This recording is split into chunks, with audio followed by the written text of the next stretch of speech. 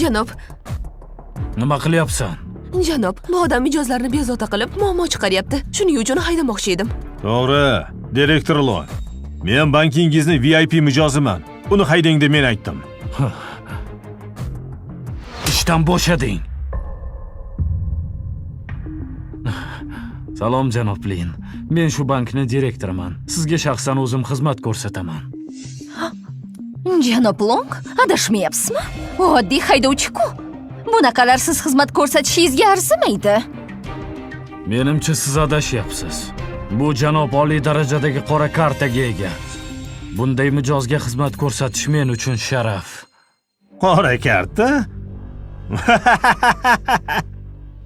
Qora karta? Unga aldanib qolmang, direktor Long. Uni yaxshi taniyman. 7 yildan beri haydovchi bo'lib ishlaydi. Ishonchim komil, qo'lidagi karta aniq soxta. Nima? Ha, bu karta mutlaqo soxta. Janob direktor, u meni sobiq erim.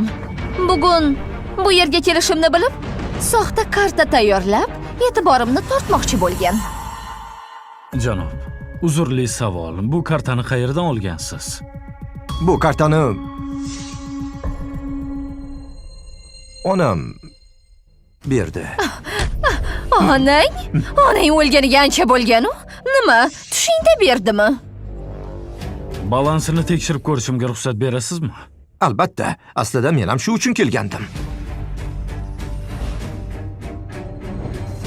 Lin Xiao, o'zingni sharmanda qilma. Kartangda 10 mingdan ko'p chiqsa ham, ular seni ayab o'tirishmaydi. Shoshma, buni hali ko'ramiz.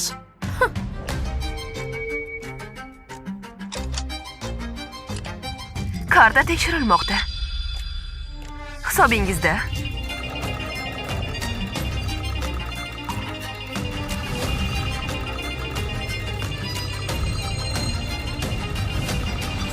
$99. Ko'rdingizmi? Hatto 100 yuan ham yo'q.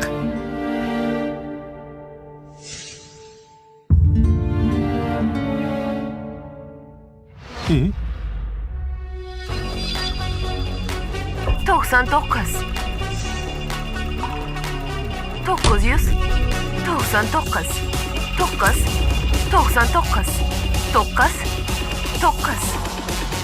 Tekshiruv muvaffaqiyatli yakunlandi. Hisobingizdagi mablag' 9 milliard 999 million 999 ming.